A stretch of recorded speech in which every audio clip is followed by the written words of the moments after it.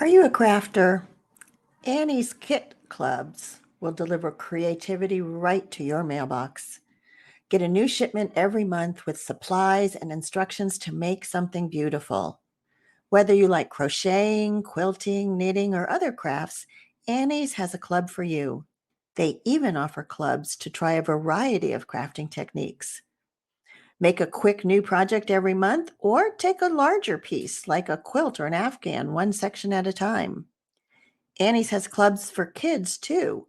So introduce your kids to crafting, woodworking, and STEM activities with projects they can make themselves. No matter your age, skill level, or crafting interest, you can explore your favorite hobbies with convenient kits that are just the right size. Visit Annie's Kit Clubs, that's ANNIES Clubs, CLUBS.com, and enter promo code BOOMER at checkout to receive 50% off your first order. Begin crafting today.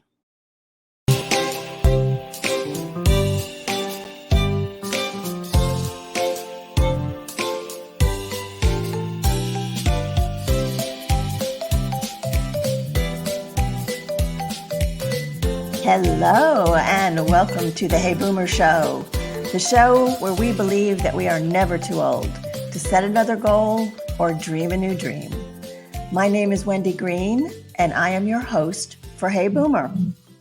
And today we're going to be talking about self-compassion. And it reminded me of something that I wrote about in a blog a couple of weeks ago on resilience. And in that blog, I quoted a Miranda Lambert song.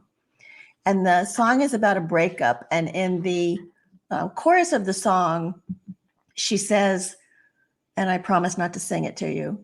She says, "Go and fix your makeup, girl. It's just a breakup, girl. Run and hide your crazy and start acting like a lady, because I raised you better. Got to keep it together, even when you fall apart. Hide your crazy. Keep it together." Is that something that you would tell your best friend after the end of a relationship? Probably not. But is that something you might say to yourself, like, okay, enough already, get over it? You might. So most of the time, we are harder on ourselves than we are on other people. And it doesn't have to be that way. I'm looking forward to talking with Dr. Ellen Albertson about how to make self-compassion our superpower, because we can all use a little more self-compassion. Before I bring her on, I want to remind you about our sponsor, Road Scholar. They are the nonprofit leader in educational travel for boomers and beyond, and for boomers with their grandchildren. They travel to all 50 states in the United States and to over 100 countries. And as most of you know, I will be traveling with Road Scholar in just a few weeks to Costa Rica. Super excited about that. And I have to say, I mean, I've traveled with them a few times, but I'm always impressed with the amount of preparation that they give you for any trip that you take. Besides the regular, these are the vaccines you need or you don't need, or this is how you should pack, they've also given us information about Costa Rican food, Costa Rican plumbing, Costa Rican showers, and tips for enjoying the outdoors. So I highly recommend that whenever you consider travel, that you look at what Road Scholar has to offer. If you go to road, scholar.org/heyboomer, you will have access to all of their travels in the United States, outside of the United States, and they also do some online travel for those of you who don't want to get on an airplane just yet. So be sure to use the /heyboomer when you go to roadscholar.org. It's /heyboomer. And I wanted to remind you about the Boomer Banter that is tomorrow night from 6:30 to 7:30 Eastern Time. We meet once a month. And someone described the boomer banter as having dessert with friends. I love that. It's a fun hour with the Hey Boomer community where we share a glass of wine or whatever it is that you like to drink, maybe have some dessert or snacks, and we form a community and we bond and we learn and we laugh.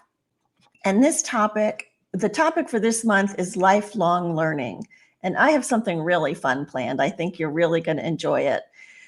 This is a membership gathering, but I would like to offer you a taste test for your first meeting of the Hey Boomer Banter.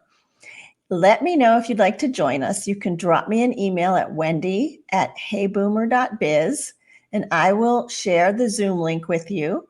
And then you can decide after this first meeting if you would like to join. I think you will. It's a lot of fun. So I hope to see you there. All right. Let me tell you about Dr. Ellen. I'm going to bring her on as I tell you. Hi, Ellen. Hey, Wendy, good to see you. It's good to see you too. Thanks. Let me tell them about you. So, Dr. Ellen Albertson is a psychologist, a registered dietitian, a board certified health and wellness coach, a podcaster, a Reiki master, and a self-compassion teacher.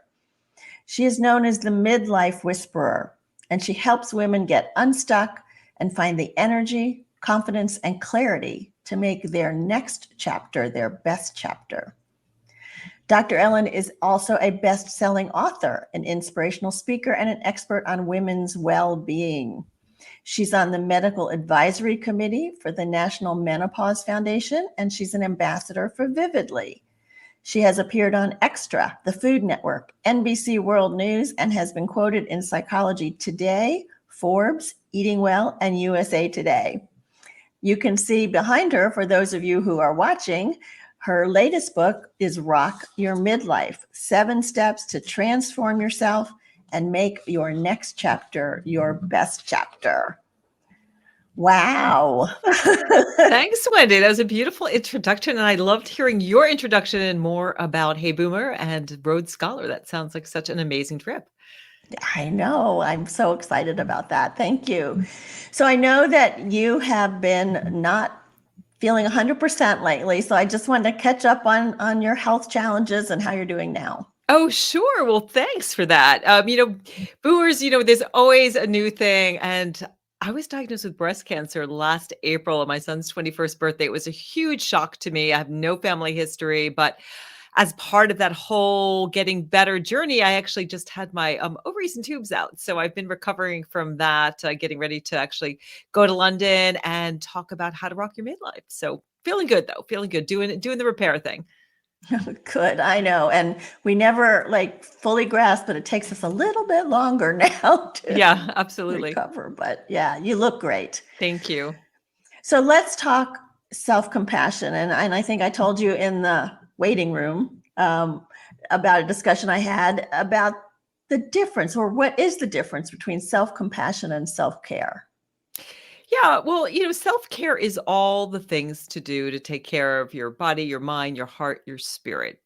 Self-compassion is more of an attitude, a way of being, a way to connect with yourself. It's essentially is treating yourself the way you would a good friend. So they're both kind of things that you do, but I think about self-care as like the specific things that you do to take care of all aspects of the self, the body, the mind, the heart, the spirit.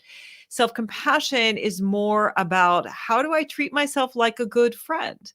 How do I talk to myself? What do I do when I'm stressed and I'm suffering? What do I do when I fail? So self-compassion is also a lot like a muscle.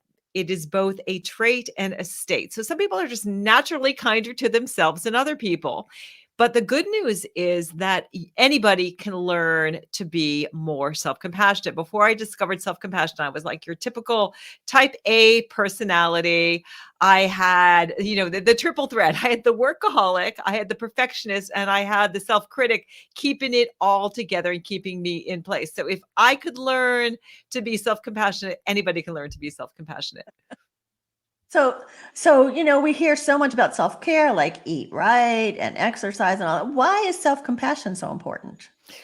Well, self-compassion is, first of all, I like to think of it as sort of the motivator for the self-care. Doing these things not because the doctor told you that your blood pressure is high or you got to lose 20 pounds or you don't like what who you see and what you see in the mirror, but you're doing it because you love yourself. You love yourself enough to eat right, to move your body, to get 7 to 8 hours of sleep every night, to surround yourself with good friends, to travel, to do all of these fun things. So it's a really powerful motivator. And, before I found self compassion, I was a nutritionist and I was a personal fitness trainer at the time. And it was like, I was like an alcoholic in a liquor store. I was a personal fitness trainer. I was working out 4 to 6 hours a day with all of my clients, had negative body image, eating disorders. And I thought, well, when I have the perfect body, whatever that is, then I will love my body and I will, more important, love myself. But we never got there. My clients and I were always beating ourselves up. You know what? Lifting dumbbells, while it's great for strength training, it's great for your muscles, great for your bones, it doesn't help you to feel better about your body and yourself. And so I was looking for an intervention, a way to really help women feel good about themselves and their bodies. And that's how I stumbled on self compassion. And what my research showed is that, yes, it helps with negative body image. So it reduces body shame, body dissatisfaction, self worth based on appearance, improves body appreciation, but it also helps you to feel differently about yourself. It's very different than, self esteem. Self esteem is, I think, in the 70s, we're all sort of chasing this, like, feel good about you. Yes, I am wonderful, all of this stuff. But the problem with self esteem is it's very wonky, right? You can feel good about yourself and then maybe somebody says something to you, you do a little social comparison, you go online, you see, my God, they're living a better life than me. They have less wrinkles than me, right? They're doing better than I am. And all of a sudden your self-esteem plummets. It's not very stable. Self-compassion is very stable. The research shows that it keeps building and growing. And what's super exciting about it is that it lowers depression, anxiety, and stress. And it improves, optimism, well-being, your overall health. So it kind of works both ends of the spectrum. I like to think about it as both a parachute and a life vest. So it is a parachute when you're like, I know that I've been to Costa Rica recently myself, just bought a house there. This like, oh my God, I'm going to a foreign country. I don't speak the language. How am I going to do this? How am I going to Right. navigate this? What could go wrong? But it's a parachute because, you know what? If I fail, if I have a mishap, I've got this built-in kind of coach 24/7. I've got myself to support myself. And it's a life vest when you have a misfortune, when maybe you have a health crisis or you're struggling at work, struggling in a relationship. You can turn to yourself like a good friend and ask, what is it that I need right now? So it's incredibly powerful. And again, it's something that absolutely anybody can learn. And when I was doing my 7 steps to rock your midlife, you can start with any of the 7. But self-compassion was the thing that transformed everything for me, because when you start to treat yourself like a good friend, you start to fall in love with yourself. Everyone's like, I love myself, love myself. How do you do it? Well, self-compassion is kind of like the again, that gym, how you build this self-compassion muscle, these self-love muscles. When you love yourself, you stop doing those things that insult your soul and you start to attract what is truly in your best interest. So I love it because it's actually something that you can do every single day.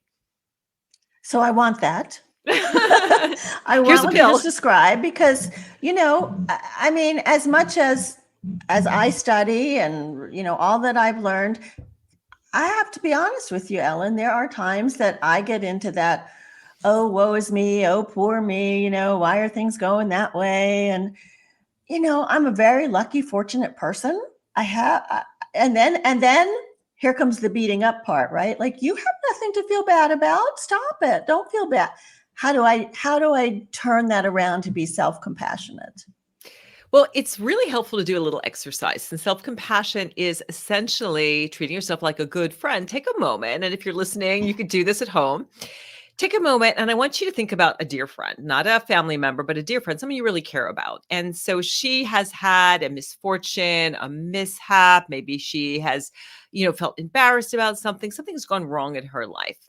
Take a moment and think about, what do I do? What do I say? What's my posture? What's my tone of voice? How do I treat her?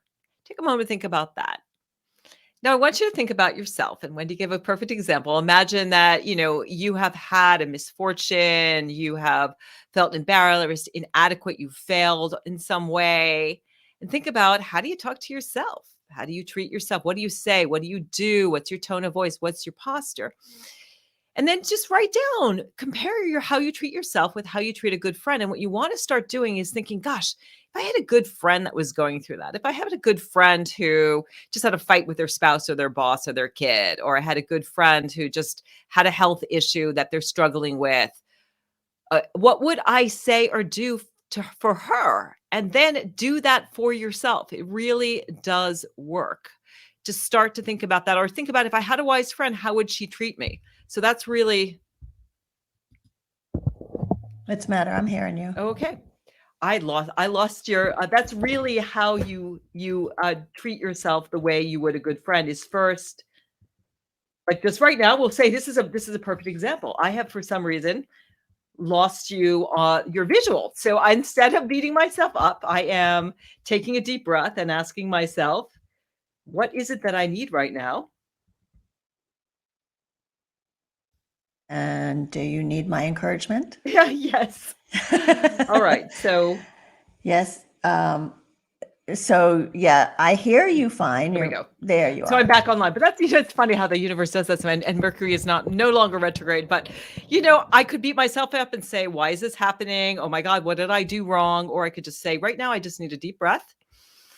I need to think about what would I say to a friend? And here I am back seeing your beautiful face. So it's interesting. And I think it's also really helpful to consider the three elements of self-compassion. And they really are kindness rather than judgment. So with self-compassion, you again treat yourself like a friend. There's a component of being active. You are actively being kind to yourself. There is this common humanity. When you have a mishap, misfortune, you're suffering, instead of saying, oh my God, why is this happening? Oh my gosh, what did I do wrong? Or how do I fix this? You take a moment and you realize, you know what? This is normal, right? We are all imperfect beings and things go wrong. When the Buddha looked over the fence and he saw that people were suffering, it was like, oh my gosh, suffering is part of life, and you don't feel so isolated and alone. And finally, there's the third element of mindfulness, where you are mindful, you're aware when you are stressed, when you are suffering. You ask yourself, what is it that I need right now? And I think that's where we make that self-care, that connection, where we say, okay, what do I need right now? Maybe I need a nap. Maybe I need a walk. I need to talk to a good friend. I need to get a coach or a therapist. I need to do some journaling. I need to take a hot bath, or do absolutely nothing.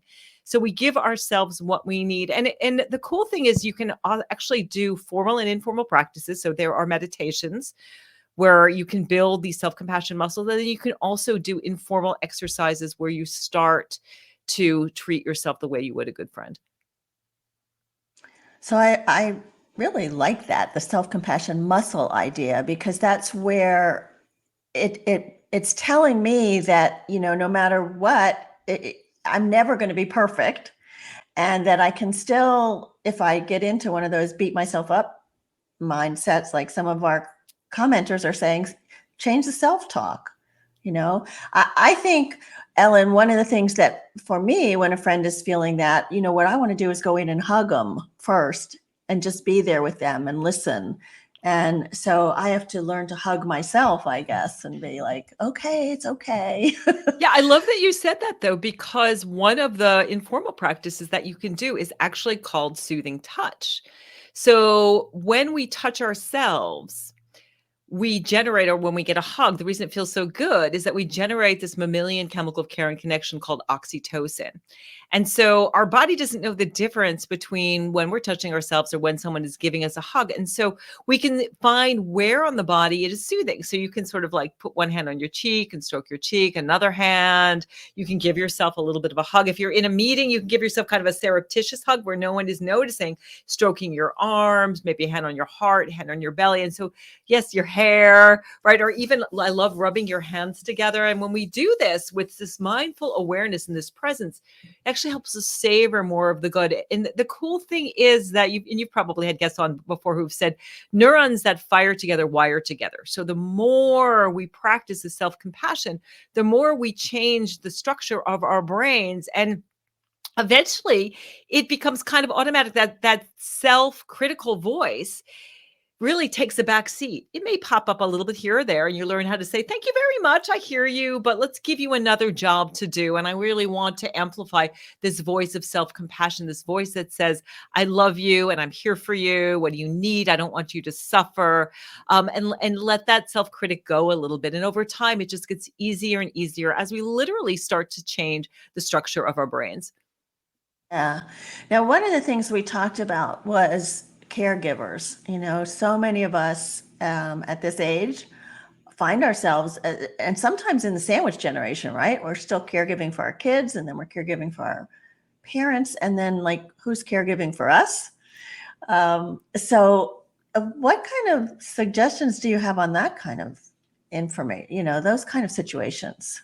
Well, self-compassion can be very, very helpful. We often think about, I will, go to a seminar on how to deal with this, get some support. But the cool thing about self-compassion is you can give it to yourself in the moment when you are struggling. So let's say you were, dealing with, an aunt, a parent, a sibling, and they are really stressed and struggling. You start to feel, oh my God, I'm feeling this in my body. Like I am feeling these difficult emotions, especially if you're very empathetic, you're very compassionate, you start to feel these things in your body. And so in that moment when you're feeling it, rather than just getting everything drained out of you, you can offer yourself compassion. So if you're with them, you can again do that surreptitious hug and just say to yourself, take a little self-compassion break, either take an actual break or in the moment say to yourself, this is a moment of suffering. I am suffering. Saying that to yourself, okay, I am struggling, noticing. So it's that mindfulness piece. I am noticing as I talk to my mom or my sister and I hear all of these stories and I want to tell her or him what to do and they don't ever listen to me, but it really, makes it very difficult for me.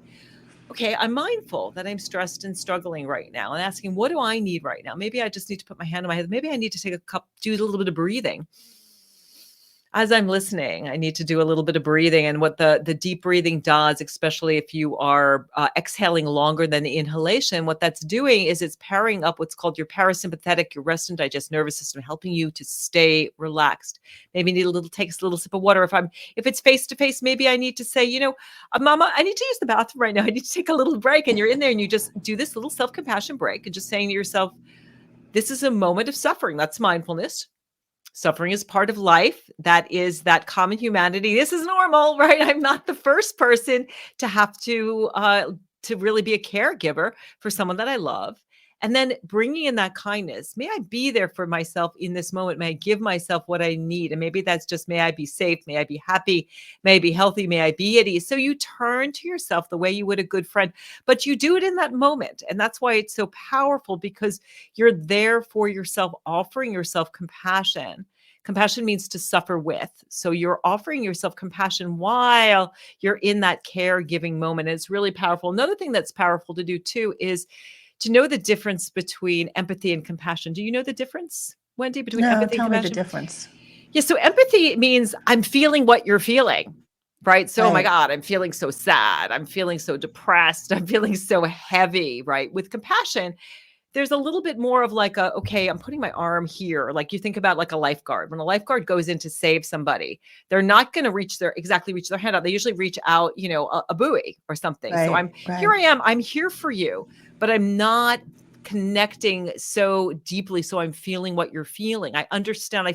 I understand you're suffering and I'm here for you. I'm suffering with you, but I'm not in the deep end. I'm not drowning with you. And it's much Yeah. more powerful, and you don't lose yourself in the process of caregiving. And then you also know, as getting back to that self-care piece, what do I need to be my best? Knowing that I can't give from an empty cup. I think one of the things that keeps boomers from the self-care piece is often when we give ourselves self-care, we start to feel guilty because Yeah. subconsciously we believe, and we've been taught, especially as women, that we have to put everyone and everything else first. So after we've taken care of like mom and sis and our kids and our job and the house and our spouse and the dog, there's no energy left for you. Right. Conversely, you say, you know what, I'm putting myself first. So yeah, we said earlier, I'm recovering from the surgery. Before I came on today, I did a little lie down. I got on Plum Village. I did a little 15-minute, rest and restore, because that's what I needed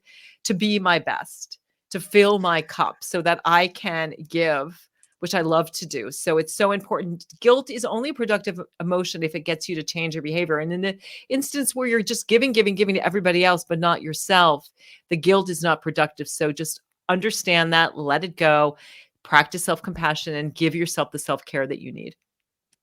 So I have to, you've used the word suffer. And when I was being trained as a coach, one of the sayings that they taught us was that pain is inevitable, suffering is optional.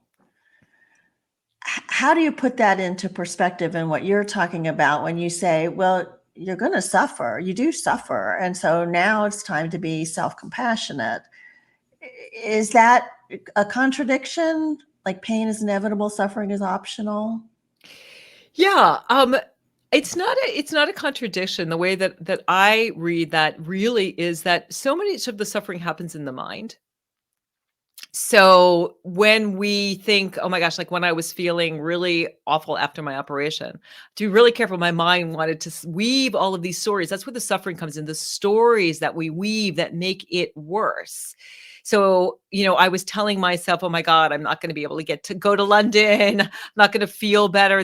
I got started, Right. and I had to really practice my meditation, being mindful, understanding these old stories. And what that really means, it's kind of like what the Buddha says, is that, you get hit with an arrow, and instead of pulling the arrow out and healing yourself, you're like, throw the extra hour, which is this mindset of, why is this happening to me? What did I do wrong? This shouldn't be happening. All of these stories that we tell ourselves. And so I think, I've really come to realize, and I think that's one of the things that happens to us as we age, we get a lot wiser, start to see that the biggest suffering is the suffering in our minds, the stories that we tell ourselves, the old patterns that we get back into. And so, yes, there's going to be pain, but the research really shows when you practice self-compassion, you give yourself what you need, it helps to manage the pain, versus when you go into this, oh, woe is me, nobody's suffering and struggling like me. It actually makes the suffering much, much worse, and it interferes with the healing that can happen. Yeah, I think you're absolutely right about that. I have a couple of interesting comments here. Jana says one of the simplest techniques she's ever learned for shifting her feelings is to smile. Smile makes her feel happy. So I love that. And then David says singing always makes him feel better. So those are two other self-compassion techniques. Would you agree? Yeah, well, what I recommend people do is grab a piece of paper and make 5 columns: body, mind, heart, spirit, and relationships, and write out those things that help you to feel really good. As Dave was saying, singing and smiling. And for me, I love to dance and move my body and spend time in nature and take long baths and spend time with my partner and cooking and all of these things. And so then when you are struggling and suffering, you take out the piece of paper, you look at the list, and you think, what could I do right now? I could just listen to music. I could read a book. I could call a friend. I could go for a walk. I could smile. I could sing. And so you make this list, and that becomes kind of a roadmap of things that you can do. And that's really, it's very unique and individual in terms of what's going to help you to feel better. And I love those techniques. Something else I love to do to feel better is just to change your posture.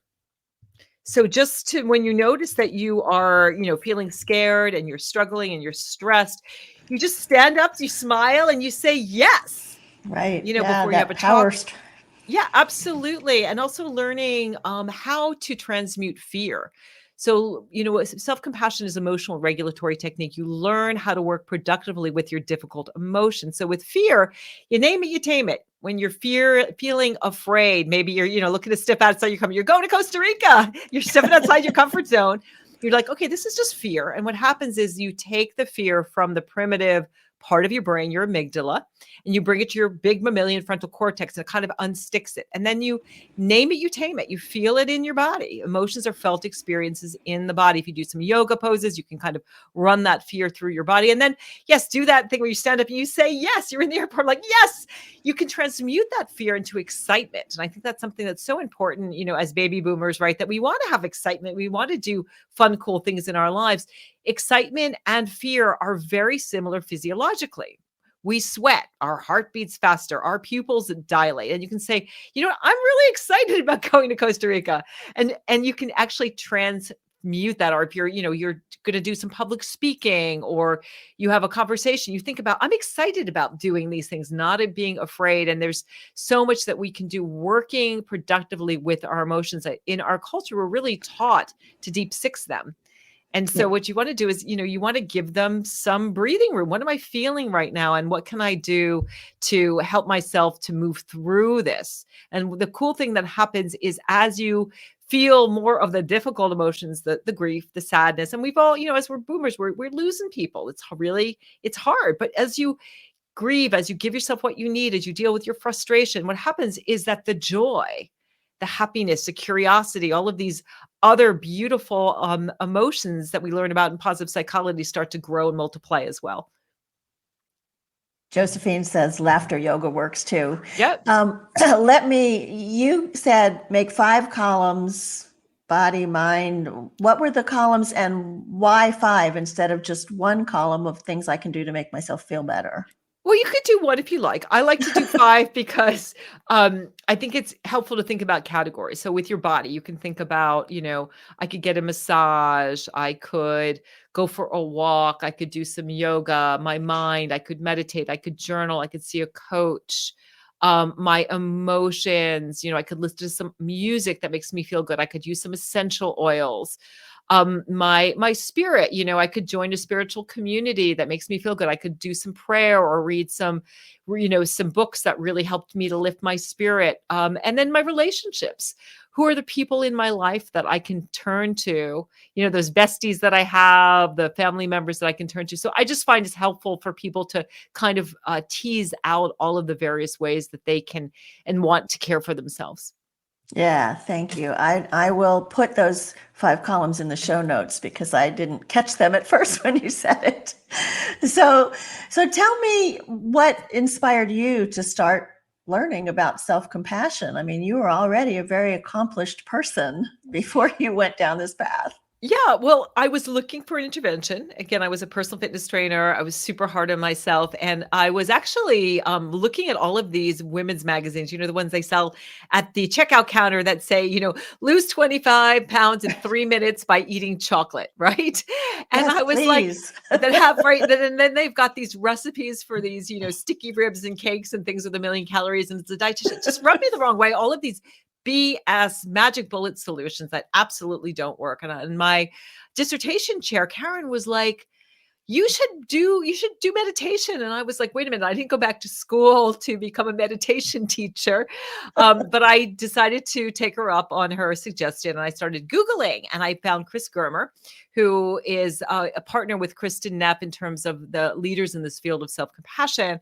And Kristen Neff agreed to be on my dissertation committee and help me with my research if I learned self-compassion myself. So I saw how effective it was in my own life. And again, published my research. My findings were, really, really profound in terms of the impact that it has on body image. And so I haven't stopped doing it since. And I really, I think it gave me the courage to follow my heart and leave a marriage that wasn't working for me. Again, it's a resource that I turn to all the time. Certainly is one of my top 3 core values, along with wellness and spirituality, that really has helped me over the last year or so get through breast cancer and, surgery to have my ovaries out and all of these, issues that really brought me to my knees, that I had to grow faith over fear. Because, getting a cancer diagnosis is an incredibly scary thing. You have to make a lot of decisions, and knowing that at any moment in time, I could just do nothing and think about, what do I need right now? And sometimes it was just like, I just need to take a nap. I just need to call a good friend. I just need to cry. I need to talk to my mom, who is really, really compassionate and helpful. So, it's really served me well over the last decade or so since I've learned it. And that sounds like that was a big learning for you to give yourself permission to ask for what you needed, to give yourself what you needed. Yeah, Yeah, and that's it's been awesome. great in my work too. Most of the women who come to me are dealing with weight gain because that's something, as women are going through menopause, generally people put on weight, they don't know what to do. And we don't start with a lifestyle change. What we do is we start with the self-compassion, learning to treat yourself like a good friend and doing the lifestyle change because you love yourself. And it's a real game changer as opposed to the way we usually go about it is, oh my God, I hate myself. I'm disgusted with my body. How did I let myself get to this place? That doesn't work because what self-criticism does is when you criticize yourself, you generate cortisol, which is the hormone of fight and flight. And what that does is it ramps up appetite and it shuts you down. It actually shuts down motivation. It increases fat deposition around your middle. It does exactly what you don't want to do. Conversely, when you give yourself self-compassion, you're generating oxytocin. And a lot of times, and any emotional eaters out there, a lot of times we're going to food because we want that love and connection. So instead of going for those dopamine squirts, which are, dopamine is all about the chemical reward, we can generate this oxytocin by being kind to ourselves. Another great thing to do, anybody who has a fur baby, any pet moms and dads out there, spending time with our pets, even looking at our pets actually raises oxytocin. So that's a beautiful thing that you can do, which is going to actually help you to feel better. It's going to keep you away from that emotional eating and going to improve your health and well-being. Totally, totally. So tell us about the work that you're doing, your podcast, and how people would work with you. Well, you can find me at the midlifewhisperer.com. That's the midlifewhisperer.com. And all of my work is around rocking your midlife. And I would say the majority of people coming to me are are mostly baby boomers. I have a few late Gen Xers. And so we really work through these 7 steps. And so I've been trained as a dietitian, as a psychologist, as a wellness coach, as a self-compassion teacher, working through first knowing yourself. That's really the foundation of your midlife transformation. Then self-compassion, which we talked a ton about. Then we work towards energizing yourself. And that's really how you take care of your boomer body. Reprogramming your brain, working on neuroplasticity, working on really up leveling your thinking and having much more of a positive mindset. The 5th step is really empowering yourself. This is the step where you're like, okay, I'm ready to jump off that cliff or out of that plane. I've got my parachute. I'm going to do this thing that scares me to make the most of my life. And then rehab your relationships, because what happens is you become that butterfly. You're feeling really good. You're flying. But a lot of people in your life still think you're the caterpillar. And so this is where you learn how to talk to your family members, how to stand up for yourself, how to say no. And then the final step is enlighten yourself, which is really about making that spiritual connection, connecting with your soul. Because I think what happens, in midlife and is where, for boomers out there, we start to realize that we're running out of time and our soul is like, hello, you're here for a reason. There's things that you want to experience, that you want to do. You want to travel. You want to meet people. You want to make a difference in the world, find purpose, passion, and meaning. As you said in your opening, it's never too late to have a new dream. So I'm all about meeting people where they are. I've been a coach for over 15 years and I absolutely love coaching because the coachee knows what they need. And as coaches, we know how to ask the right questions, how to hold that vision and help them grow it. And it's just such incredibly rewarding work to work with somebody for 3 months or 6 months and then see, oh my goodness, you're there, you're rocking your midlife. Way to go. It's just so inspiring. So I just love, love, love what I do. And is it one-on-one coaching, Ellen, or a group? Yeah, I have one-on-one coaching. I'm glad you asked. And I also have a Rock Your Midlife group, and we meet twice a month, and that you get group coaching. And then we meet once a month, and we have a group meeting where I do a little bit of teaching. And I also have a free workshop. If you're listening live, it is happening tomorrow night at, Wednesday night, the 17th at 5 p.m. at Rock Your Midlife. We'll be going through the steps, an actual workshop. We're going to be rolling up our sleeves. So if you're interested in my work and you want to work on rocking your midlife, you can check that out. And you can find that on Eventbrite, or you can also go on Instagram, and it's in my bio. I'm the Midlife Whisperer.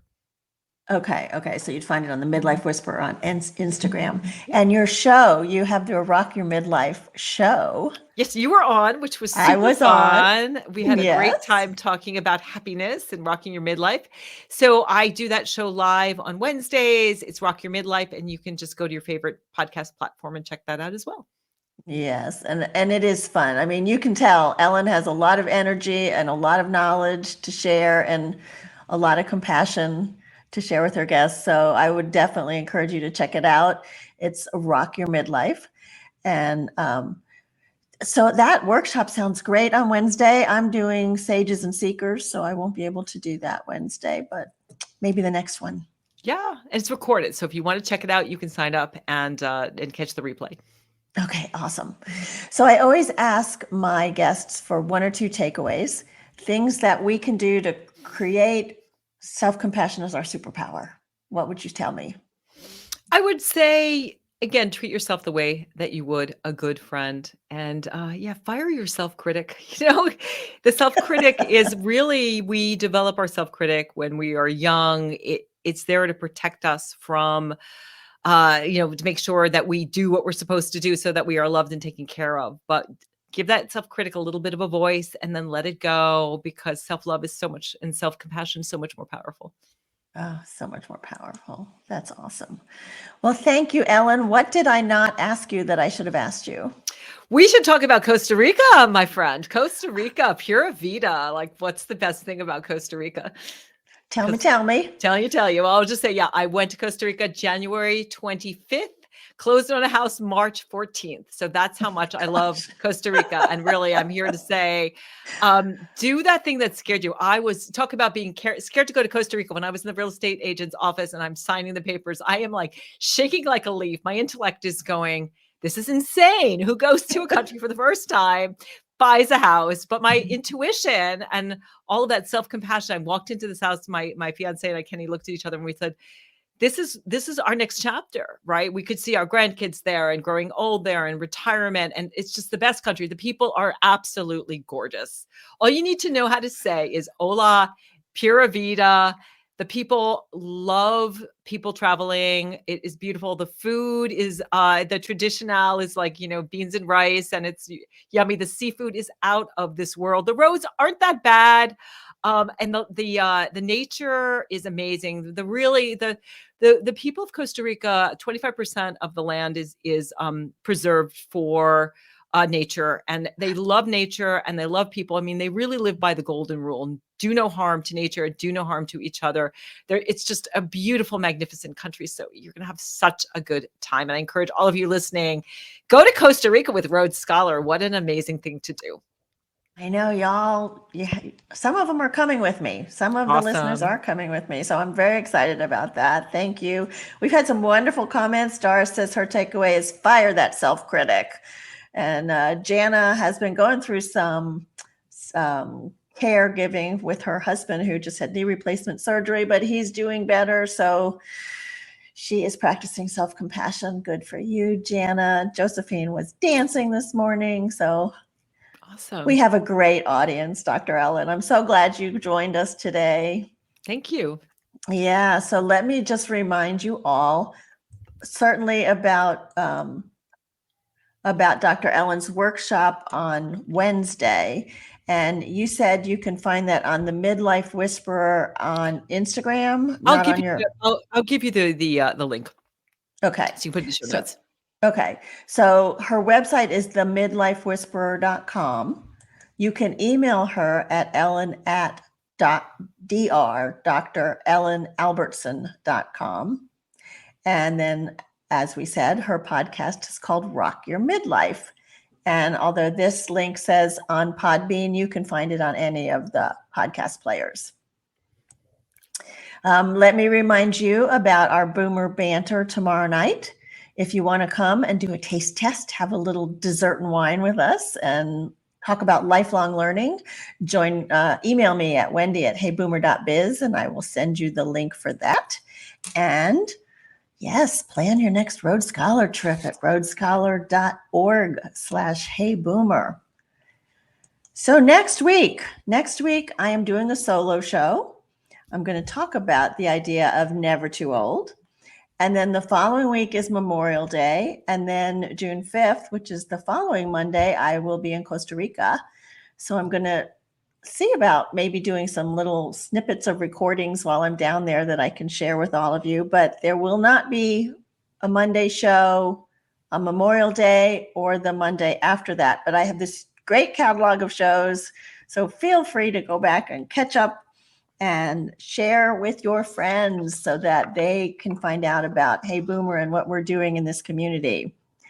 And I like to leave you with the belief that we can all live with curiosity, live with passion, and live with courage. And remember that you are never too old to set another goal or dream a new dream. My name is Wendy Green with Dr. Ellen. Thank you. And this has been Hey Boomer. Hey Boomers, 40% of Americans have a hard time swallowing pills. So when it's time to take your vitamins, large capsules and pills are out of the question. I certainly don't like those. So we know gummy vitamins exist, but they're full of sugar. They get stuck in your teeth, and they only contain a fraction of the nutrients that you need. Luckily, Easy Melts has discovered the ultimate vitamin sweet spot. Vitamins that melt in your mouth, taste like a treat, and are packed with nutrients ready for absorption, all without an ounce of sugar. For a limited time, Easy Melts is giving Hey Boomer listeners a free 3-month supply of vitamin D3 with your first purchase. To claim your free D3, visit try.easymelts.com/heyboomer. Say goodbye to the old way of taking your vitamins and hello to the easy way.